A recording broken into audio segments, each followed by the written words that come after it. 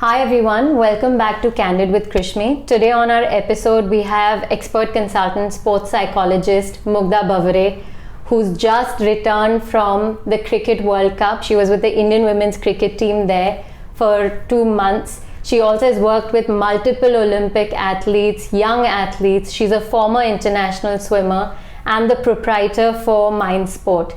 Thank you so much for being with us. This is Stress Awareness Month and it's the best time I could have had this episode with you.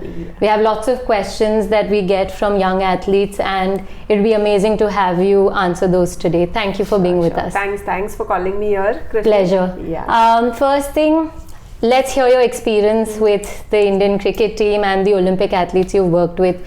What is your favorite part of this whole stint?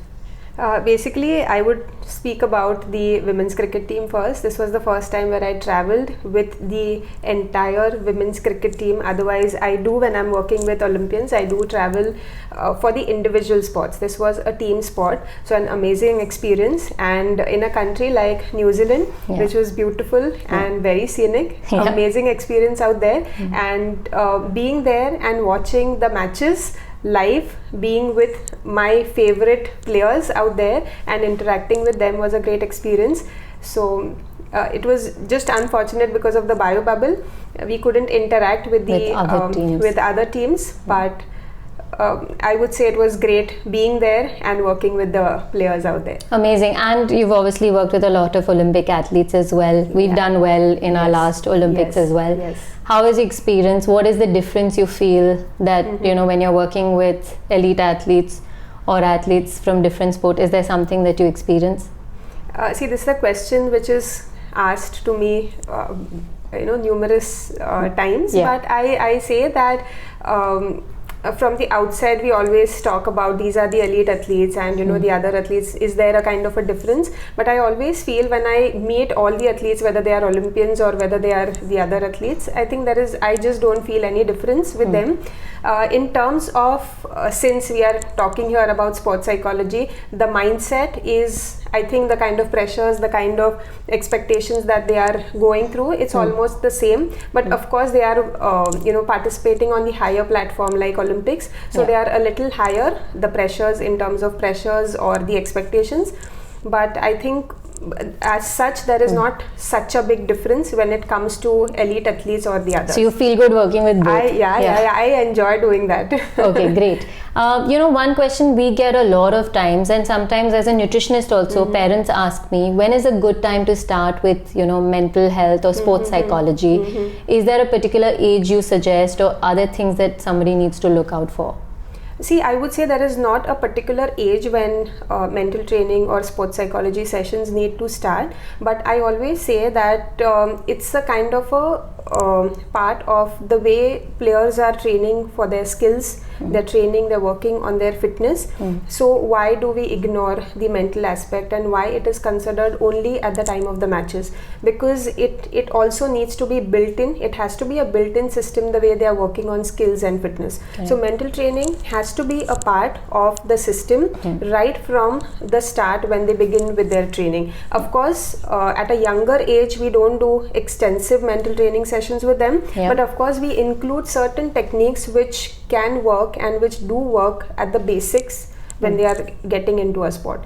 And do you have to work with the parents and coaches as well, especially when younger athletes are involved? Of course, because see, most of the times, of course, the athletes are the age-wise they are quite young. So the major influence they have is from the coaches and from the parents, because that's the kind of population that they are with most of the times. So it's a kind of triad that we always call as mental trainers. So it's athletes, parents and coaches that we have to bring in together and make it as a team. And then we work together with all of them. And like you mentioned, it's not given as much importance, but does long-term, say somebody's going through a lot of losses or the pressure that they feel during matches, does that affect their long-term mental health?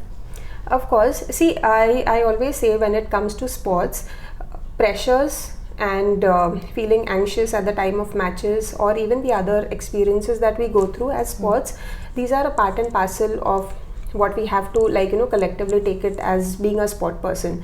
But one of the things that I am and many other sports psychologists, we are together creating this awareness of how mental health is very important, how it is important to be aware of what are the kind of feelings and emotions that you're going through, even during practice, not only during matches. Correct. And if you are aware, then it doesn't get translated into severe mental disorders later on in your later life. Like, it can lead to maybe severe ones, I would name it as depression, or it could be like eating disorders, it could be severe anxiety.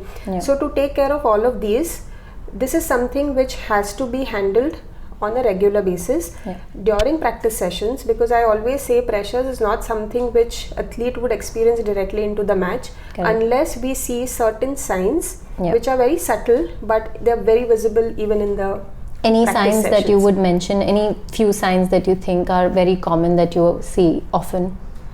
See, they get a little troubled, or they get a little irritated. Even maybe players, like if I have to take an example of badminton, they get irritated immediately if 1 or 2 points are lost, or they just lose their concentration, or they just start getting very, very angry, throwing things. Maybe at times I've seen people throwing their rackets, or throwing their goggles if they are swimmers. So these are certain signs which maybe parents and coaches can actually catch on, and they can be referred to mental trainers. But of course, I have to make one point very clear, that mental health or having certain issues does not mean that they are mentally weak. Correct. Or ill. Because these are all normal day-to-day stresses that all of us go through. The only thing is, it has to be diagnosed, it has to be looked after and given immediate interventions. Correct. And I think to a large extent, just like nutrition, psychology, something which has to be consistently looked into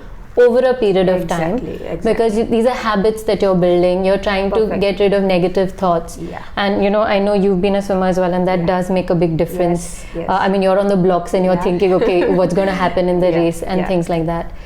Great. Now, one thing that we definitely want from you is some tips for young athletes, either for their parents, coaches, or for the athletes itself. Certain tips that you would highly recommend that they, look into. And of course, I highly believe that there is no particular time, like you said, or age, right? So if they can start looking at some of these tips, that will be helpful to them. So let's give some viewers, at least the young athletes and the parents, what tips would you like to give them? The most important tip that I always, as a mental trainer, I talk about is enjoy your sport. Because the moment you start taking pressures, I know, being a sport person myself, when we look at sports or we talk about sports, even parents and coaches, we always think about sports is equal to winning.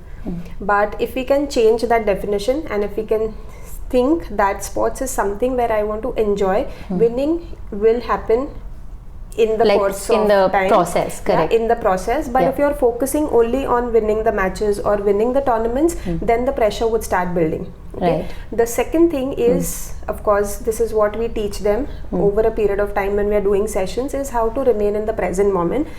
See, all of us as sports people know that we need to be confident, we need to be focused, we need to be into the zone. We get all of these things, getting from coaches, parents, but the question mark, where what athletes come and tell me, is how do we do that? Correct. They don't know how to do it. They don't know. So then these are certain kind of techniques that me as a mental trainer, I teach them. But remaining in the present moment, I always say there are 3 most important P's that I follow. One is very important, that you focus on the process, because process is something which is going to lead you and make you stay in the present moment. If you're doing that, the performance is always going to happen. So it's process, present moment and performance. Amazing. So just keep this maybe in mind, and not only during matches, but the most important thing is, the more you do that in practice, is going to be, you'll be in an autopilot mode when you are because you have so much happening at that time. You want to be, it should happen automatically for you. Absolutely. Okay. And anything for athletes who are pursuing professional sport? Again, any tips, immediate tips that you'd like? Is it similar to the young athletes, or there's something more you'd like to add for them? No, it's the same. The only thing that I want to add again over here is, accept that there could be failures in the way moving ahead. So once the acceptance is there, the defeat or the failure will not really bother you so much, as against when you are just going and making it to happen that as a, it's just forcing yourself only for a win, then the impact is much larger. Right. So just think about, of course we are moving ahead to win matches, but accept that anything can be possible. Correct. So prepare for adversities. The more you are prepared for adversities, the higher the chances are that you will start performing well. Correct. So I think, see, as a nutritionist and as a psychologist, I think it's something that people don't look at very often, and it's all about training and skills and coaching. But this is something that has picked up a lot of awareness in India as well now. Exactly. And that's why we're even doing this episode. I think fantastic tips from her, something that we have tried as athletes, and sometimes you fail.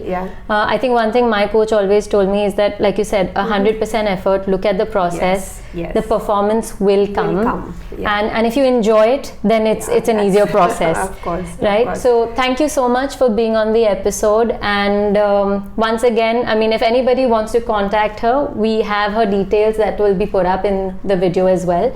So feel free to contact at any point of time. And thank you once again for being with us. Thank you so much. Thank you so much for calling me.